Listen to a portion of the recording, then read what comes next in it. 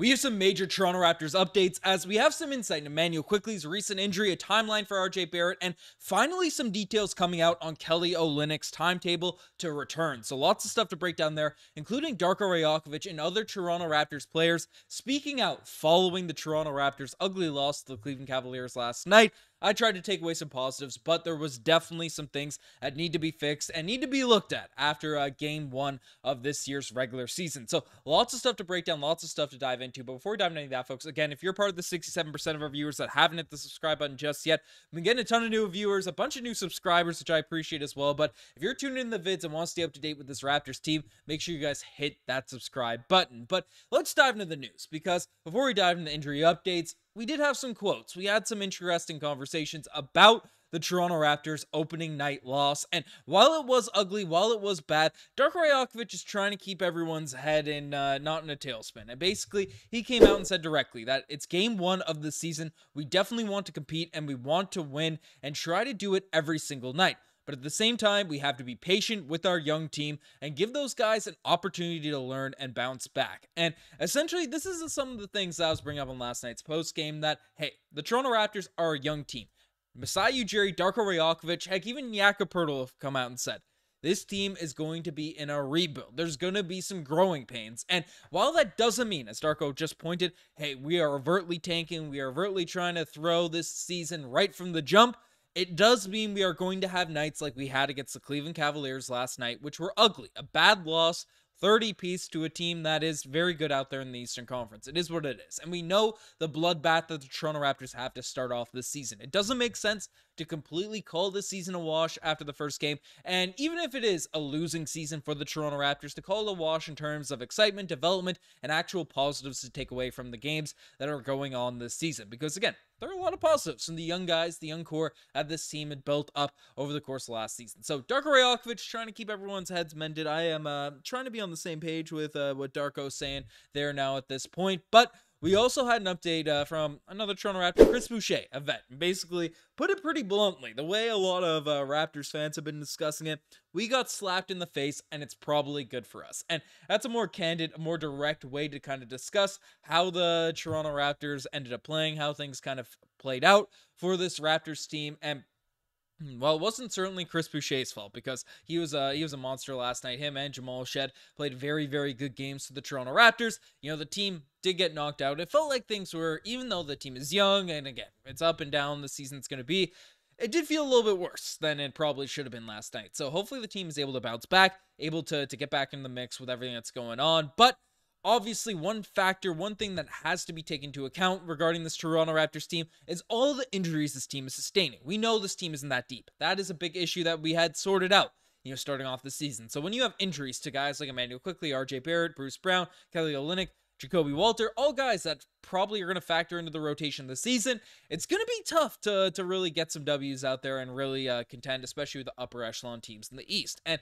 we have some major injury updates for this Raptors squad here now at this point that, you know, I don't know, I want to say they're super positive, but definitely go into details. Josh Lundberg did some reporting and gave us some insights in terms of what's going on. Firstly, Immanuel Quickley is not practicing today. So that's the first one, because if you missed the game from last night, right, Immanuel Quickley came out and injured himself basically in the second quarter, I believe, late first, second quarter, and it was a pelvic injury, a contusion. So again, we don't have any specific details, but he is not practicing today. So it's very likely if he's not practicing today, he'll be out for some period of time. So not major updates there in terms of timeline for Immanuel Quickley, but it's not something where he was able to snap back from very, very fast. But we also got some details in regards to Kelly Olynyk. No Kelly Olynyk at practice either. RJ Barrett is participating to some degree, and we'll find out how much he was able to do shortly. So basically, Barrett was able to take some contact in practice today, took part in 2-on-2 drills, and they'll see if he can ramp it up and shoot around in the morning. And it sounds like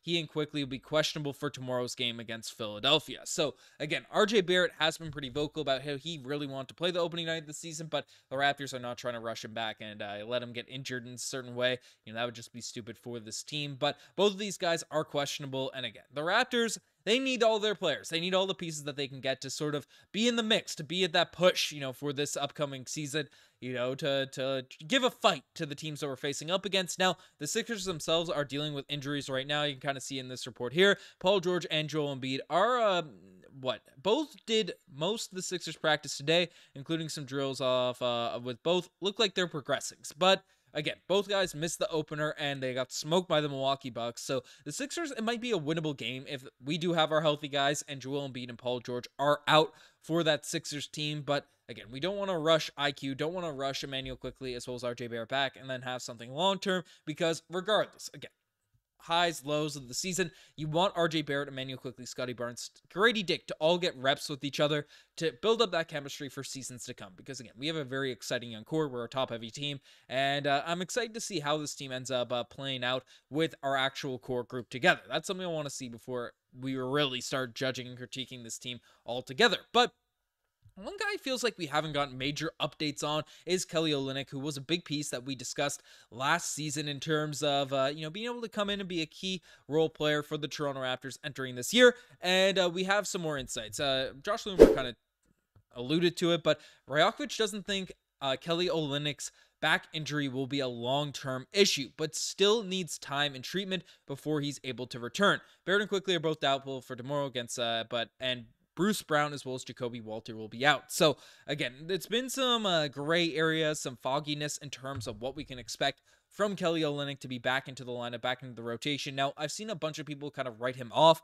based off the fact he didn't really get a ton of minutes over the course of the Olympics with Team Canada, with that group. But frankly, I'm not too worried about that because, again, Kelly Olynyk's three-point shooting, floor spacing fits this Raptors team a lot better than it did Team Canada. Canada needed a bruiser, a brute down low to really protect the paint, to protect the rim, and while we didn't really have anyone on those lines, Dwight Powell was the best sort of position to really do that. Even Trey Lyles, different guys were out there in that spot, but didn't really need that stretch 5 for the team, given the talent level that we had at the guards, at the wings for that Team Canada squad. So people are writing off Kelly Olynyk like, oh, he's not going to be a factor, he's not going to be a piece this season.